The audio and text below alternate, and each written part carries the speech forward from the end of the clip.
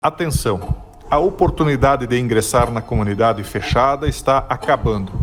Enquanto a humanidade está às vésperas de ressuscitar espécies extintas, ao mesmo tempo está às portas de extinguir parte de si mesma. Em meio a desafios modernos, conhecimentos antigos estão vindo à tona.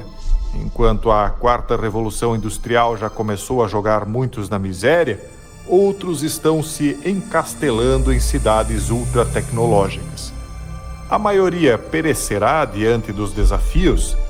A classe dominante, ciente do que está vindo, prevê que suas máquinas deixarão os sobreviventes sem nada, mas felizes? Afinal, por que tudo isto está ocorrendo? O que e quem nos trouxe até este ponto? Haverá uma escapatória para os que dormiram? Para os já membros da comunidade fechada, eu peço testemunho nos comentários do que é que os novos ingressantes encontrarão lá. Faça parte de nossa comunidade com vídeos explicativos e lives de interação semanal, onde responderei suas perguntas. Para isto, clique no link da descrição deste vídeo ou do comentário fixado. Compreenda o mundo em que está vivendo a partir da fé daqueles que dominam esta realidade.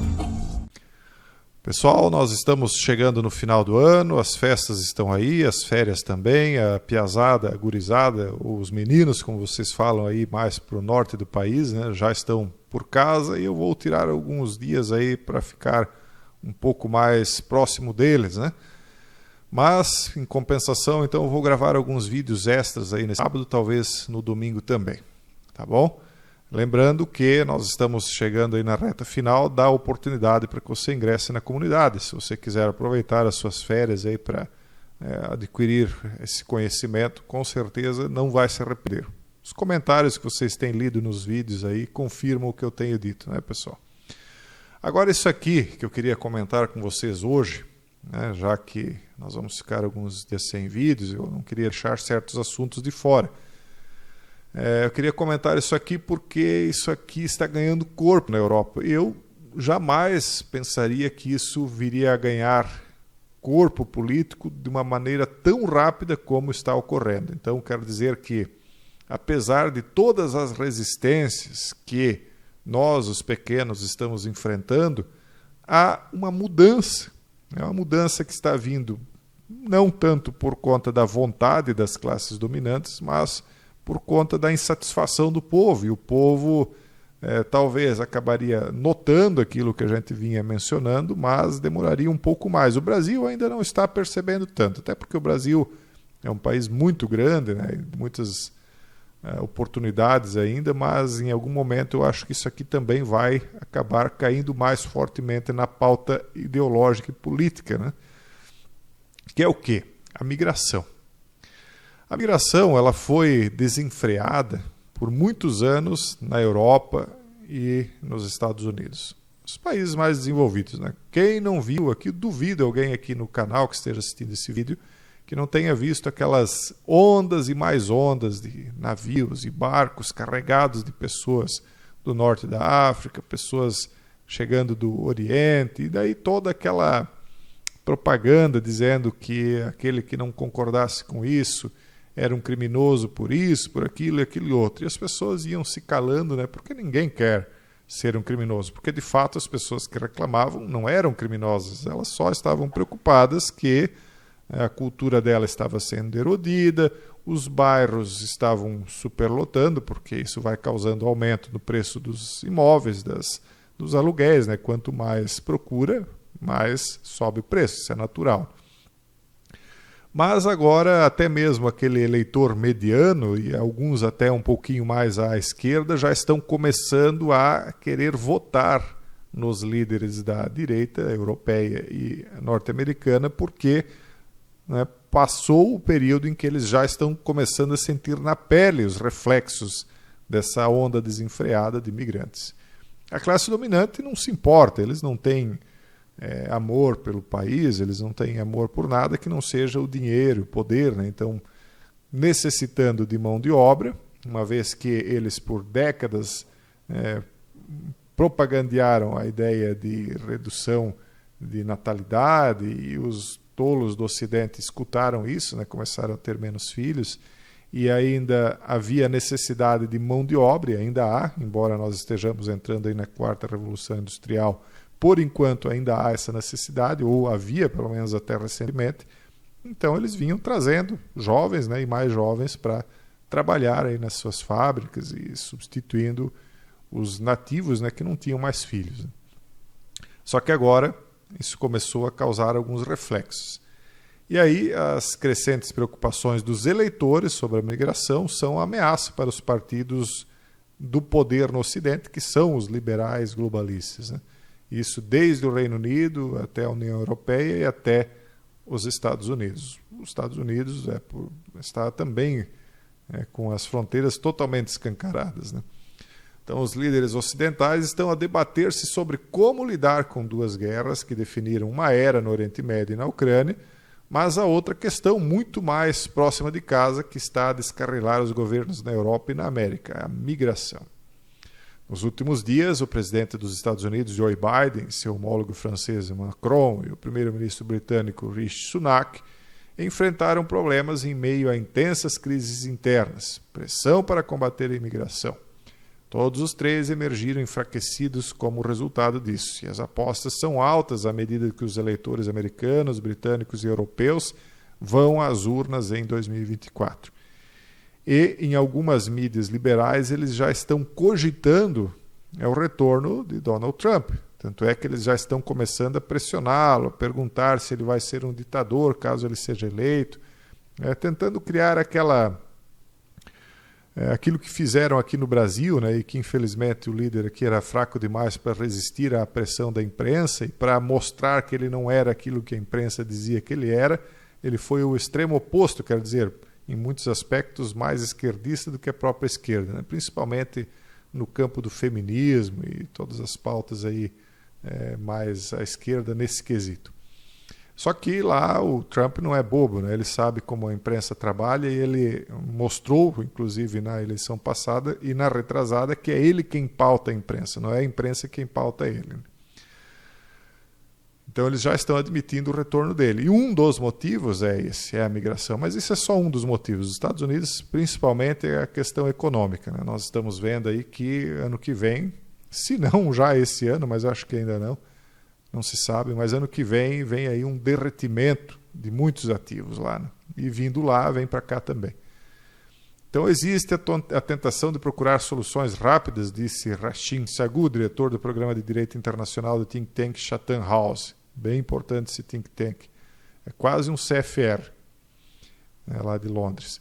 Mas a migração irregular é uma questão extremamente desafiadora e resolvê-la requer uma reflexão política a longo prazo para além das fronteiras nacionais. Na verdade, não, né? Se eles quisessem, eles resolveriam no estalar de dedos, porque eles têm meios de verificação de quem é e quem não é nativo e têm meios de barrar isso, mas não há vontade política. Com a campanha eleitoral já em curso, pode ser difícil encontrar planos a longo prazo. Os populistas de extrema-direita, eles chamam aqui anti-imigrantes, que prometem respostas incisivas, estão a ganhar apoio em muitas democracias ocidentais, deixando aos partidos tradicionais a contabilização dos custos. Há menos de um mês, na Holanda, os pragmáticos centristas holandeses perderam para um radical anti-imigração.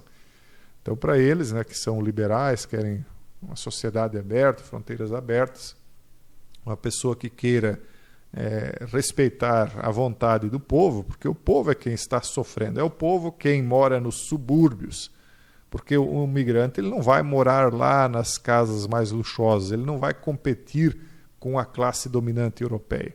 Quando vem lá um russo endinheirado, quando vem um sheik do petróleo, eles têm o maior prazer de receber, né? Eles vendem lá ativos, eles vendem propriedades, mas é um ou outro que vai para a Europa. Eles não têm necessidade de ir para lá, eles estão criando a própria Europa deles lá no Oriente Médio.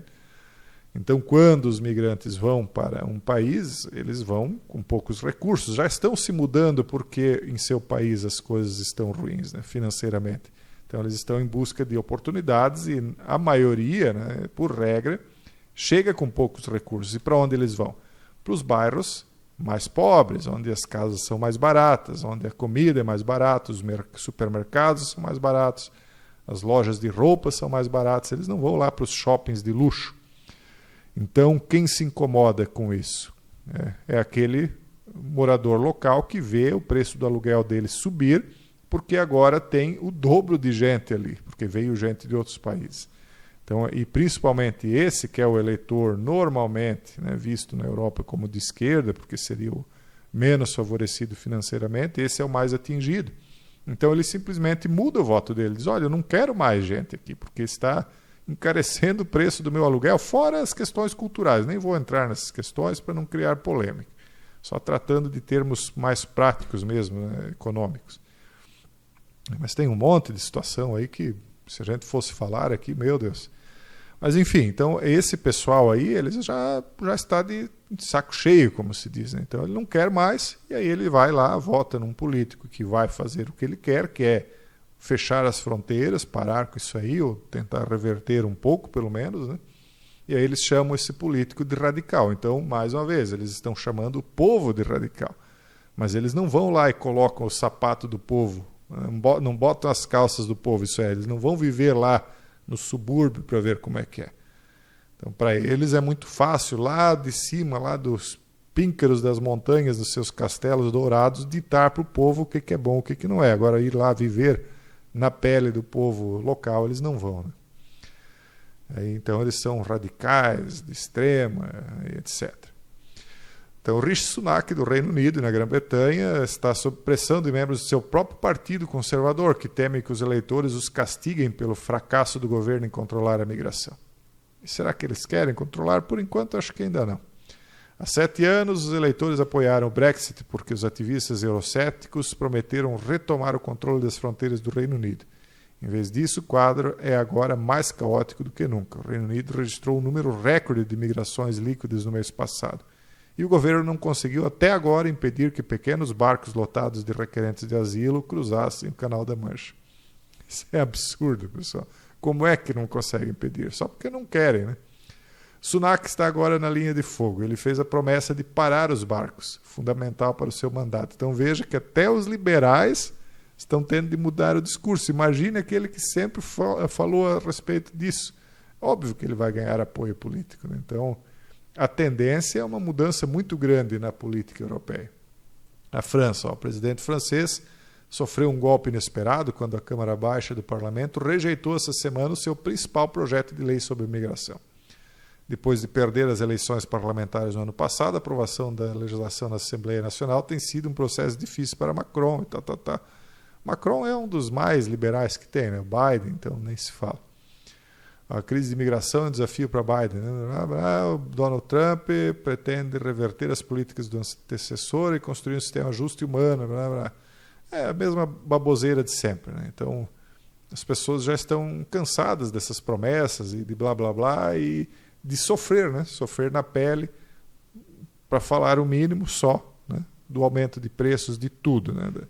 Da ocupação de espaço e tal. Nem se fala do resto, das questões culturais, do fato de que, às vezes, um determinado senhor ali tem uma cultura tradicional ali do seu país, de repente passa ali um pessoal do randandã, né? Vamos dizer, da moto randandã. Só dando um exemplo ridículo, né? Mas digamos que seja um brasileiro chegando lá e aplicando a cultura da moto e do randandã.